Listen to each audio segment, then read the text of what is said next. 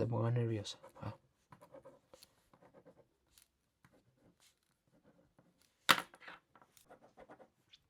A ver, primer día, primera vez con la clase, presentación. Raquel, la he hecho muchas veces. No te tienes por qué poner nerviosa.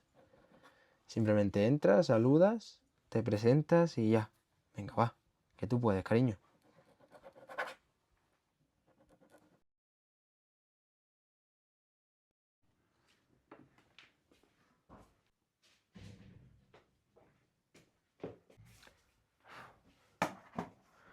Pues al final, la clase tampoco ha sido para tanto, Raquel.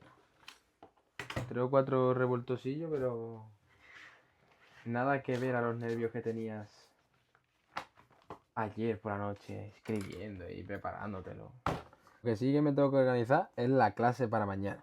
Lo que vamos a dar, lo que vamos a empezar y cómo va a ir. Entonces, vamos en primer lugar, un poquito de literatura.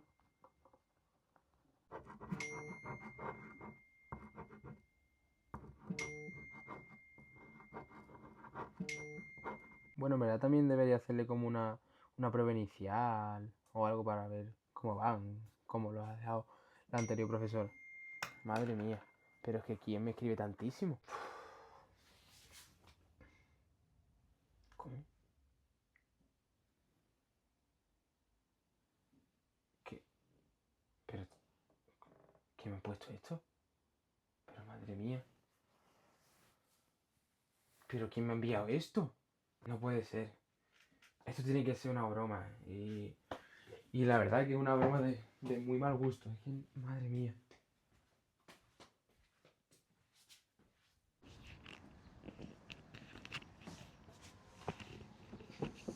Pues aquí estoy, otro vídeo más, pero esta vez haciendo el resumen del libro El desorden que deja, de Carlos Montero, que para mí la verdad que es uno de los mejores libros que me he leído. Cabe recalcar que me lo he leído en físico y también mientras que iba por la calle, en vez de escuchar música, me lo he puesto a leer, a escucharlo en audiolibro.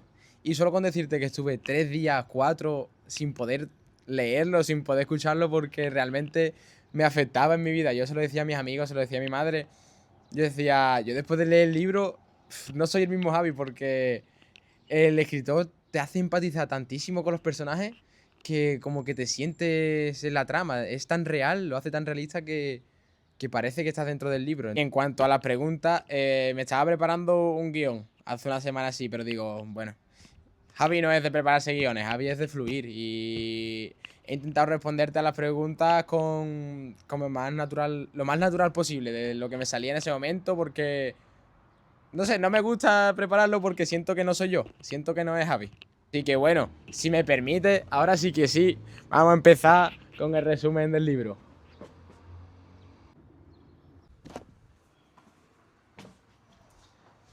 Pues empezando con la pregunta número 1, yo mientras que me iba leyendo el libro, yo decía, alguna pregunta tiene que ser sobre el título, porque el título para mí es que no puede, es inmejorable, no puede haber otro título que concuerde más con la trama. Porque sí, pensándolo bien, todo lo que pasa en el libro es tras la muerte de Viruca, porque Viruca como que lo remueve todo, remueve lo que hay en el pueblo, porque después de eso todo el mundo está como raro. Debido a su muerte le pegan una paliza a Roy, la vida de Raquel se va para abajo en picado, el matrimonio de Raquel también se va para abajo en picado. Y bueno, muere Nanook. También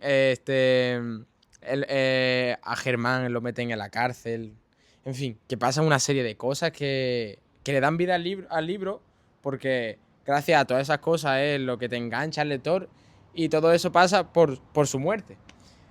Además además de habérmelo leído y haberlo escuchado, me vi la serie que hay en Netflix, que me la vi con mi madre, y siempre que pasaba un capítulo decíamos la misma frase: no veas el desorden que deja Viruca. Pues sí, deja un desorden muy grande. Y bueno, y para pensar un título de este libro es complicado porque, como ya he dicho antes, para mí es como inmejorable el desorden que deja, está muy bien puesto. Pero yo pondría un título como un Yo no fui o no es mi culpa, o yo no hice eso, algo así, porque realmente Viruca no se suicidó, la mataron y todo eso como que te remueve las ganas del héroe. Yo veo un libro que se titula Yo no fui así, como que me da intriga de cómo puede ser la trama de ese libro. Ahora vamos con la segunda pregunta, donde me preguntas si yo pienso que puede ser el libro perfecto para los amantes de los thrillers. Y la verdad que yo lo asemejaría como el Lazarillo de Tormes con la novela picaresca, que todas las demás novelas picarescas tienen la base en el Lazarillo, pues esto debería ser igual, debería tener la base todos los thrillers en este libro, porque me parece increíble la forma de escribir de Carlos Montero, cómo te detalla, cómo te describe, te mete dentro de la trama. Porque, no sé, el hecho de que me haya enganchado a mí me hace pensar, si me ha enganchado a mí, ¿cómo no le va a enganchar a una persona que realmente le guste leer, a una persona que realmente sepa sobre el mundo de la lectura? Porque yo no me considero un lector, yo no leo a menudo. Eres tú la persona que me está metiendo en ese mundillo y me está haciendo que me guste, la verdad. Este libro se lo he recomendado a mi hermana, que yo a ella sí la considero una lectora, que a ella le gusta leer y además le gusta ese tipo de libros, como que tienen una trama, que te producen intriga, que tú te los vas leyendo y quieres leer más, te engancha.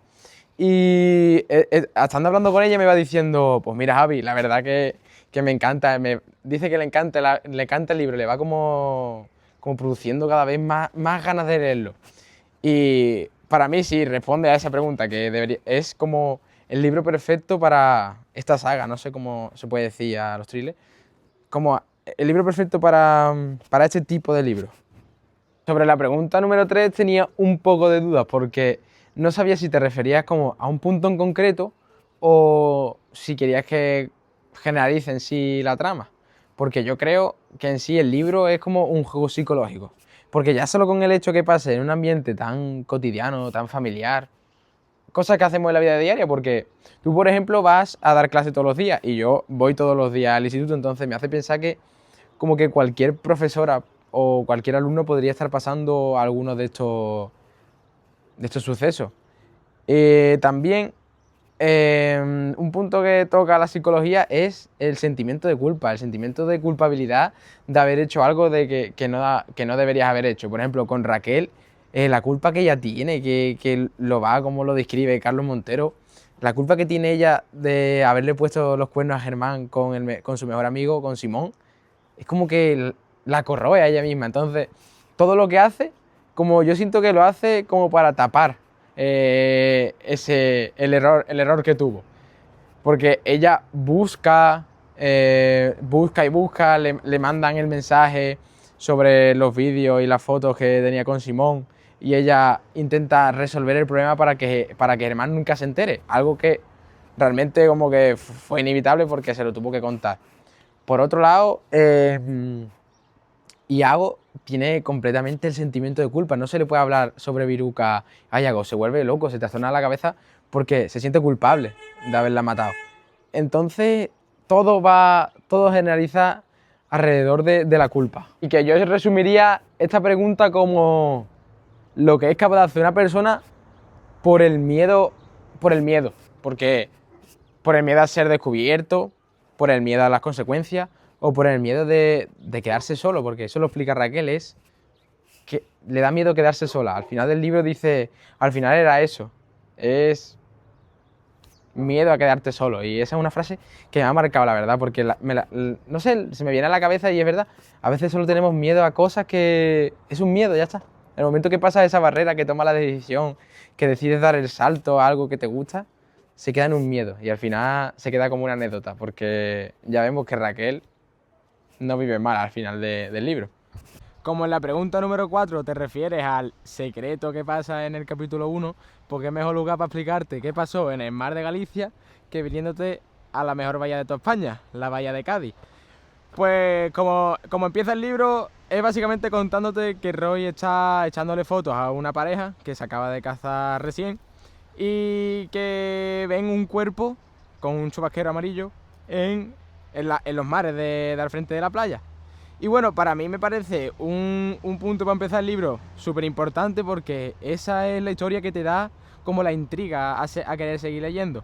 Entonces, desde el minuto cero, el autor te mete ese cosquilleo de querer saber qué va a seguir pasando, porque además te lo explica sin ningún contexto precedente. Entonces, no sabes ni qué ha pasado, no sabes ni quién ha podido ser, no sabes por qué está ahí el cuerpo de Viruca. Entonces, no tienes nada de contexto y eso te produce como más ganas de seguir leyendo el libro. Pues bueno, Anabel, para la pregunta número 5 venía aquí a la maravillosa Angelita y básicamente nos pides que hablemos sobre el capítulo 2 del libro. Y como en líneas generales, para mí el capítulo 2 es como que te mete en contexto, te explica la situación de la vida de Raquel, de la vida de Germán, un poco de la situación de la pareja. Porque de primeras empieza con la muerte del padre de Germán, que como preocupado está por su vida, por su futuro, porque además de eso lleva 2 años y medio en paro, porque según él es escritor, que bueno, ahí va la cosa. Y también está preocupado porque tiene poco pelo. Y así de simple. También nos explica que se van a mudar de A Coruña, del piso de su madre, a Novariz. Y como ya sabemos, una mudanza es una cosa muy difícil. Para mí, yo la describiría como de las cosas más difíciles que hay en la vida, porque es como empacar toda tu vida en una caja. Y no sé, es un poco complicado. Pues también nos pone en contexto sobre la vida amorosa de ambos, que habla de que después de 12 años ya hay poco amor en la pareja. Y nos dice que quizás una ruptura amorosa está más cerca de lo que parece. También nos explica sobre Tere, la mejor amiga de Raquel, que es la que ha sufrido con ella todo sus malos momentos, sus situaciones malas. Cuando su madre murió, ella fue la persona que le ayudó a superar eso. Y también quería mencionar una frase que leyéndose me marcó y que también la recuerdo. Al día me acuerdo de esa frase y la he escrito y he hecho una reflexión que me gustaría leer de forma literaria porque, no sé, me parecía curiosa, que dice así: los eufemismos y todos los esfuerzos para evadir la muerte de la vida, e incluso y hasta del lenguaje. Y mi reflexión ha sido que, bueno, que me parece como que una frase tan real, porque en estos tiempos evadimos la muerte muchísimo, la evadimos de una forma que a veces nos olvidamos y pensamos que no va a llegar ni para nosotros ni para nuestros seres queridos. Entonces, en el momento que algún ser querido se nos va, nos pega súper fuerte, porque como que no estamos preparados, no tenemos la mente preparada. Entonces es eso, que la sociedad de hoy en día como que quiere vivir sin pensar en la muerte, y al fin y al cabo la muerte va a llegar para todos, seas pobre, seas rico, para todos llega la muerte. ¿Y por qué Raquel y Germán están a punto de divorciarse? Porque ambos reducen su relación a evadir una historia fea que pasó hace tiempo, que fue cuando Raquel le puso los cuernos a Germán con Simón, el mejor amigo de Germán. Y ella lo justificaba como que estaba demasiado triste por la muerte de su madre, entonces necesitaba refugio y algo que no le daba a Germán, que era sexo. Interesante de este capítulo es que ellos se van a mudar a Novariz, al instituto del pueblo. Lo que ella no sabe es que va a sustituir a una suicida, que es como lo conocen en todo el pueblo. Sin embargo, Germán sí lo sabe, sí sabe que va a sustituir a una persona que ha muerto. Y ya para finalizar nos presenta a Nanook, que es el perro de la pareja. ¿Y por qué se llama Nanook? Fue el nombre que le puso Germán, justificándolo como Nanook porque acaba de derretir el hielo que hay en tu corazón en un momento. Porque ella estaba tan triste por la muerte de su madre que el perro fue como su refugio, y afirmaba que como que la había endulzado, que le había quitado todo el hielo, todo lo fría que ella era. Y resumiendo ya en líneas generales, este capítulo es clave porque es el que nos pone en contexto de todo, de la vida de todos los personajes. Y esto, gracias al contexto que da, pues a partir de ello sucede toda la trama del libro. Bueno, pues la pregunta 6 y 7 he decidido juntarlas porque para mí tenían como cierto parecer, entonces es mejor unificarlas. Que básicamente para mí Galicia como que juega un papel súper clave en el ambiente del libro, porque es un thriller. Los thrillers que son, tienen como intriga, misterio, que en fin, que Galicia además tiene como un ambiente, diría como pesado, que no es pesado, sino que su clima es súper frío, las lluvias, el cielo nublado, es como que está todo cerrado, todo encapotado. Y si eso además se le suma que es Novariz, un pueblo, además del clima que está cerrado, el pueblo es un sitio cerrado. Y vamos, tú ya lo deberás de saber, que la gente que vive en un pueblo no puede tener secreto, porque todo el mundo sabe lo que le pasa a los demás, los rumores corren muy rápido, los secretos a veces son complicados de guardarlos. Resumiendo, que la vida de los pueblos no es como la vida de las ciudades. También, en cuanto a la pregunta 7, quería como hacer como un símil, no sé cómo se puede decir, que en el pueblo se muestra como la gente, buenas personas, que intentan ayudar a Raquel, como Concha, desde el minuto cero, ella ha estado siempre con Raquel, y por otro lado, es como el camino de la gente mala, como los Acevedo, que se hacen pasar por buenas personas. Entonces, no sé cómo puede dejar el autor a la gente del pueblo, no sé, porque si nos ponemos a pensar también, en A Coruña habla de Tere, y Tere es la super mejor amiga de Raquel. Tere es la que la ha ayudado a Raquel en todo. Entonces, no sé, hay como todo, hay gente buena, hay gente mala, y con eso me he quedado yo de esta pregunta. No comprendo nada de lo que pasa.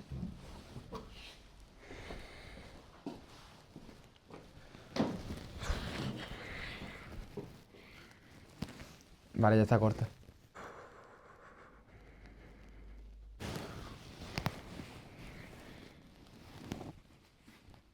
Venga. Es que algo está pasando que no me quieren contar. No lo entiendo. Los mensajes, ¿por qué me han tenido a mí que mandar ese mensaje? Es que Viruca, tantísimo tiempo dando clase allí, la señora ha muerto y no me quieren contar nada. No. Es que algo tiene que pasar allí que no me quieren contar. No entiendo. ¿Por qué a mí los mensajes? ¿Por qué ese mensaje? No lo entiendo, no sé. Viruca allí, nadie me ha contado que ella se ha suicidado. Tantísimo tiempo dando clase y ahora muere y todo el mundo está como si nada. No lo entiendo. En la 8 me preguntas sobre Raquel, y dándote mi más sincera opinión, ahora que estamos aquí en el mar y eso, en la playa, acaba de aparecer atardecer ese, y para mí Raquel es como si fuera ese atardecer. Es como una luz que llega al pueblo y que la intentan apagar, porque ¿qué está haciendo el sol ahora mismo? Se está yendo para abajo, se está como apagando. Entonces, hay veces que te da ganas de ver a Raquel como la villana del cuento, y otras veces como la heroína, que para mí realmente es la heroína. Sin embargo, como que su personalidad puede hacer que te caiga mal. A mí me cae mal, en verdad. Pero si no hubiera sido por ella, nada de lo de Viruca hubiera pasado. Entonces yo creo que para la comunidad de lectores a lo mejor Raquel puede tener muchos bandos, puede ser muy divergente a lo mejor. Y también me gusta porque Carlos Montero la describe a ella como... Es un personaje muy real, es un personaje realmente... es humano. Entonces te hace como conectar con ella. Yo he sentido bastante empatía con ella porque a veces las decisiones que tomaba no eran las correctas, pero eran decisiones muy difíciles que como cualquier otro humano no se podría haber equivocado, ella, yo, quien sea. Entonces eso, es la heroína porque es la que da la chispa para descubrir ese secreto de Viruca, pero por otra parte su personalidad es la que la opaca realmente también, porque lo hace ella por salvarse a sí misma en sí. Esa parte de egoísmo, por buscar que no se dé cuenta Germán que le puso los cuernos con Simón durante más tiempo, o para que la dejen de acosar, eso es lo que le hace a ella motivarse para buscar lo de Viruca. Pero bueno, quitando ya todo eso, para mí es la heroína del libro, y yo creo que es una buena protagonista para este thriller.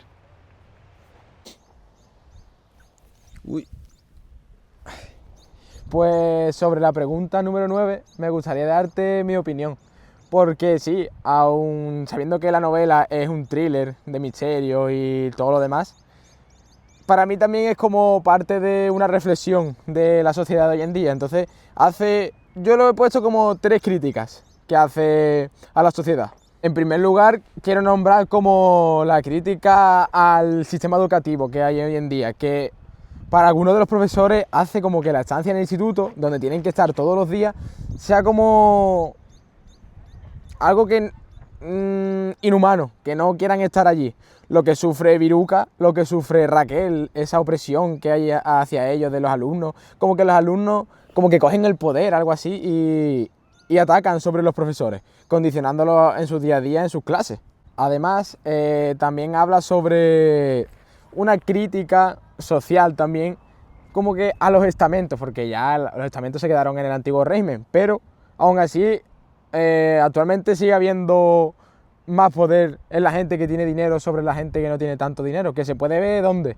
En los Acevedos. Estas son personas que arruinaron al pueblo por culpa de su fábrica y que siguen siendo los reyes del pueblo, que al final como que los reprimen a las propias personas que no tienen tantísimo dinero como ellos. Y ya por último habla sobre el grupo de jóvenes que hay, que siempre en un grupo como que hay un líder, diría yo. Y los chavales del grupo tienen poca personalidad porque toman decisiones, hacen sus actos con tal de agradar a un líder, que eso también se supone que se quedó hace muchísimo tiempo atrás. Pero bueno, aún así los chiquillos de hoy en día siguen haciéndolo. Tienen tan poca personalidad que intenta parecerse a alguien del grupo que es como el mandamás, y hacen cosas que no deberían de hacer, que lo podemos ver en el grupo que hay con Nerea, Roy y Iago, que Iago es como si fuera el mandamás de los 3, y Roy tiene que hacer cosas para intentar agradarlo a él. Menos mal que el propio Roy se da cuenta de lo que está haciendo y realmente cambia y toma el camino que él quiere coger, no el camino donde se siente condicionado por el propio Iago. En la 10 hace referencia a qué persona está escrito el libro. Y mayoritariamente el autor lo escribe en primera persona, que también podemos ver una pequeña parte en tercera, cuando al principio en el capítulo 1 te va explicando la historia que pasó con Roy y con la pareja cuando ven el cuerpo de Viruca en el mar. Pero todo lo demás del libro está en primera persona. ¿Y por qué? Pues yo creo, basándome en mi opinión personal, que cuando un libro está escrito en primera persona, empatizas mucho más con el protagonista, empatizas mucho más con la persona a la que le pasan las cosas. Porque parece que esté aquí enfrente Raquel y me esté contando, pues mira, a mí me pasó esto, a mí me pasó lo otro. Entonces yo creo que esa es la razón por la que está en primera persona. Respecto a la pregunta número 11, estoy de acuerdo, la verdad. Porque en ocasiones, como cuando cuando me enteré de que Iago sufría todo eso por parte del padre y no sé, la verdad que me dio como mucho coraje y decía, ¿por qué? ¿Por qué el chiquillo tiene que estar pasando eso? Y que tampoco justificaba a sus acciones, pero bueno, metiéndote en la piel del personaje, como que te dolía y querías como dirigirlo tú para que dejara de sufrir. También cuando Germán le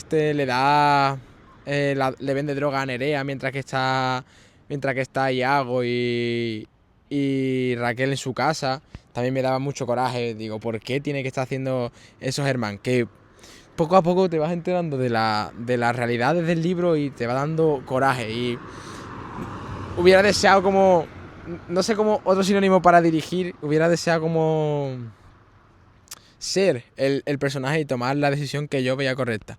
Pero también por otro lado veía que empatizaba bastante con la protagonista y decía, es que tampoco ha podido tomar otra decisión mejor, porque si tomaba la otra decisión a lo mejor sufría y yo creo que había parte de las dos. Pues el acoso se puede ver en el libro desde el minuto 0 que entra Raquel a la clase, porque se ve como a los alumnos con esa ímpetu de superioridad sobre la profesora, que desde el principio ellos la comparan con Viruca y que pueden decir comentarios, pero realmente un comentario de ese tipo como tú no vas a ser como Viruca, Viruca era mejor que tú, no nos vas a hacer que nos guste la literatura. Esos simples comentarios en tu primer día de clase te pueden derrumbar. Y eso fue lo que pasó con Raquel. Además, la nota de ¿y tú cuánto tiempo vas a tardar en morir? Eso ya, sea tu primer día de clase, sea tu tercer año en el instituto, eso te duele y te bloquea por dentro.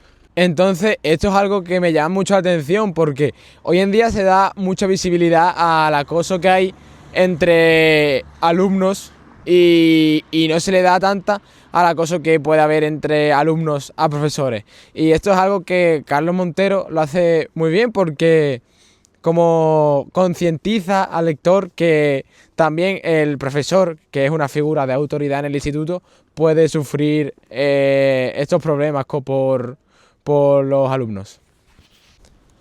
Bueno, y para responderte a esa pregunta que es sobre el daño que ha hecho el sistema educativo, realmente no sé cómo enfocarla porque no sé a qué te refieres con el daño que ha hecho el sistema educativo hacia los jóvenes. Porque, no sé, como yo no he vivido ese problema, no sabría qué estaba bien antes y qué está mal ahora. Pero bueno, respecto a las actitudes de los jóvenes del libro, podemos ver como que se sienten tal vez un poco reprimidos por los profesores porque ellos quieren rebelarse ante la autoridad que supone un profesor.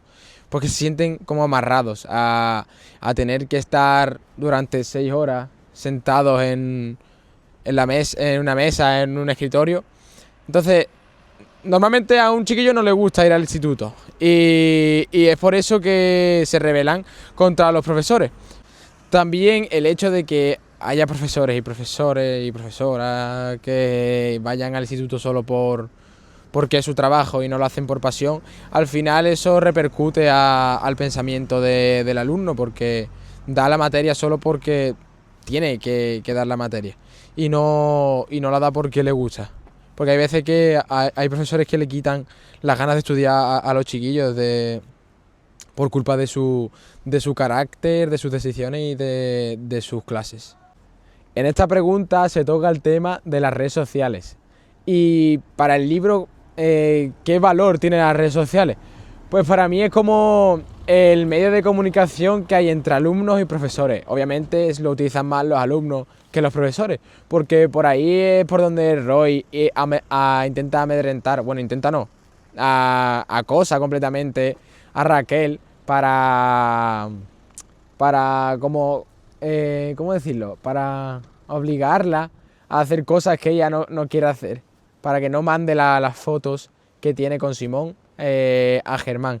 También cuando Roy hackea el Facebook de Raquel, eso es una parte importante en la novela, porque eso es como que va desatando el miedo en Raquel y se siente insegura ante la situación impotente de como que alguien esté controlando tu vida a través de una pantalla, porque como bien sabemos hoy en día las redes sociales es como el currículum de tu vida.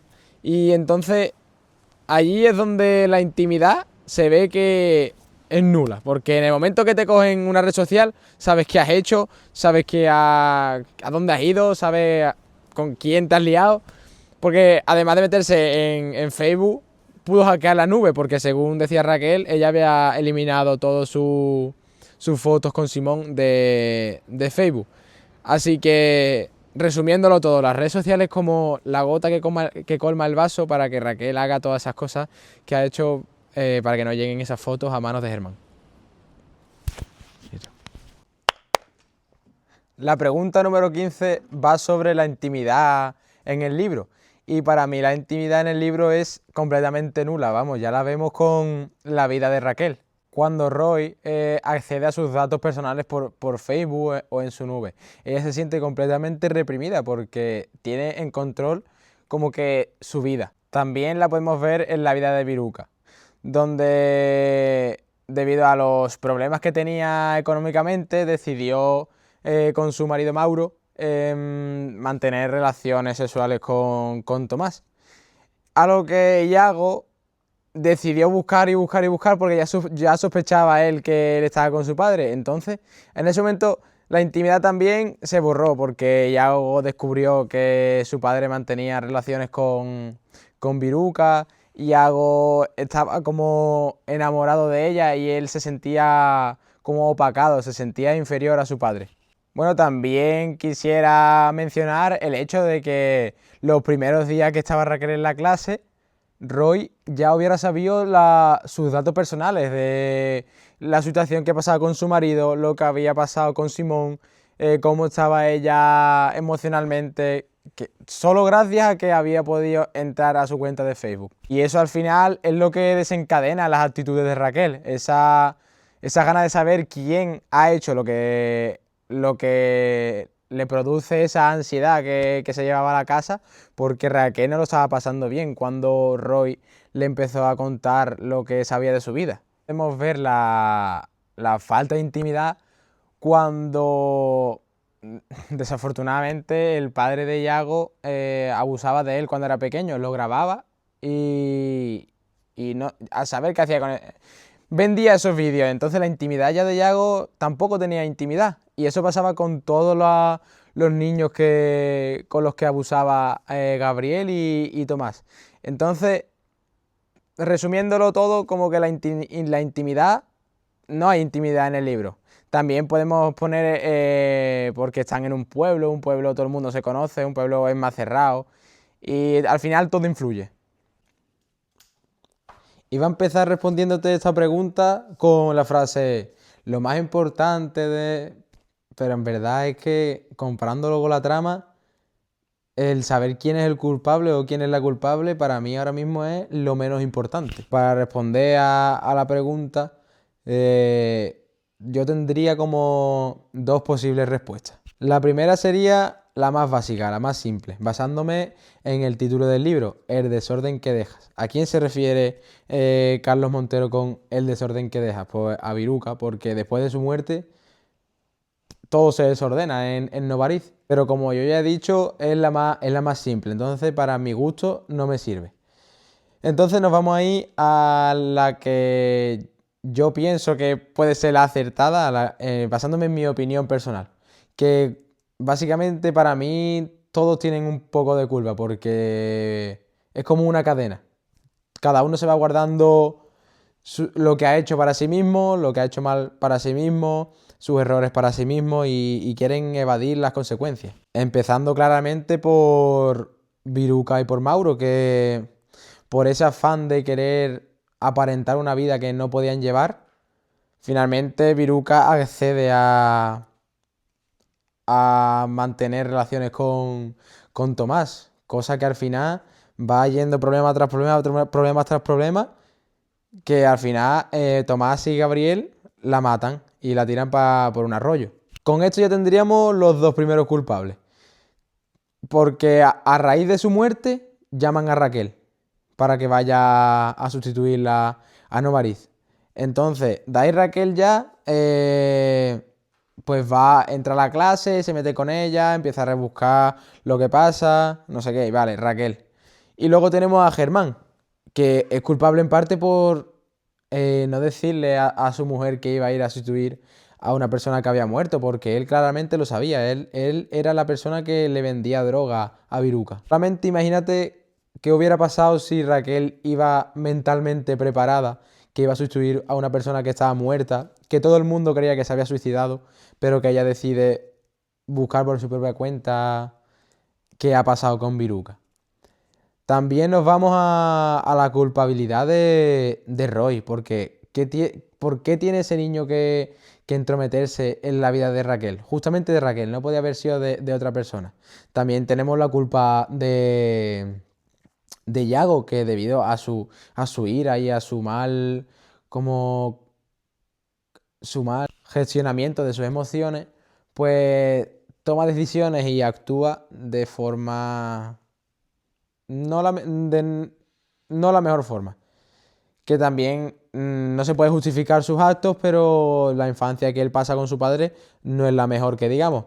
Y también nos podemos ir a Nerea, que bueno, también es culpable porque ella no cuenta lo que vive sus amigos. En fin, que para mí todos los personajes son culpables, en cierto modo, unos más que otros, por todo lo que pasa a Raquel en general. Bueno, y ya para finalizar esta aventura, me gustaría dar mi más sincera opinión del libro, que la verdad lo recomendaría infinitamente a todos los jóvenes, especialmente a los jóvenes, porque es un libro que toca muchos aspectos de la vida en general. Es como te habla de tu entorno, que tienes que cuidar tu entorno, con la gente con quien te juntas. También hace alusión a las drogas. Te menciona las drogas como algo negativo, algo por lo que si te dejas llevar, realmente estás haciendo un mal, porque haces cosas que no deberías de hacer. Yéndonos también a la parte de lector, de la gente que sabe de lectura. Es un libro que te deja con la intriga hasta el último capítulo. Yo estaba leyéndolo y no me quedaba claro quién era el culpable, no me quedaba claro por qué pasaba esta cosa, no me quedaba claro el porqué de las acciones. Entonces, ese me daba ganas de seguir leyendo, seguir leyendo, seguir leyendo.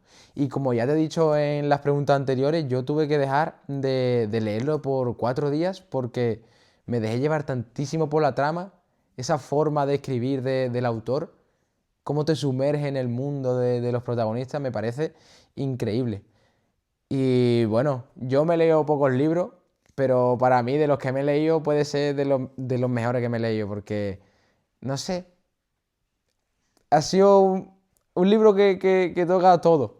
Además se juega como psicológicamente mucho con el lector, porque hace cambiar como a los personajes. Hay veces que te ves con la perspectiva de un personaje que es bueno, pero realmente es malísimo, o que es malo y hace un acto bueno. Entonces juega mentalmente para que tú digas, en verdad no es tan malo.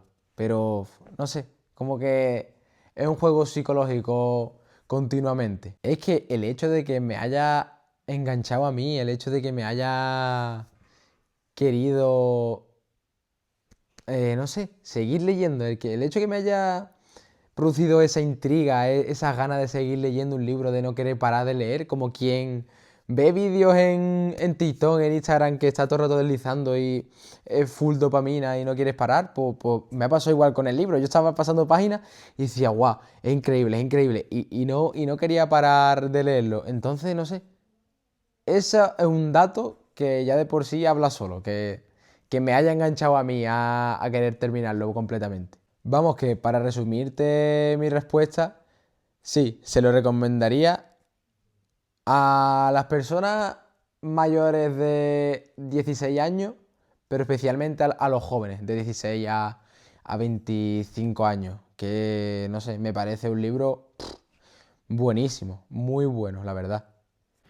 Bueno, y al final todo se ha quedado en eso, en un el miedo a quedarme sola, ya está. Al final el mensaje ese no era una amenaza, era una advertencia, era un mensaje de por favor, investiga, Raquel. Porque al final en el pueblo los secretos no desaparecen, solamente se esconden, se repiten y al final siempre salen a luz. Por fin Viruca va a descansar en paz.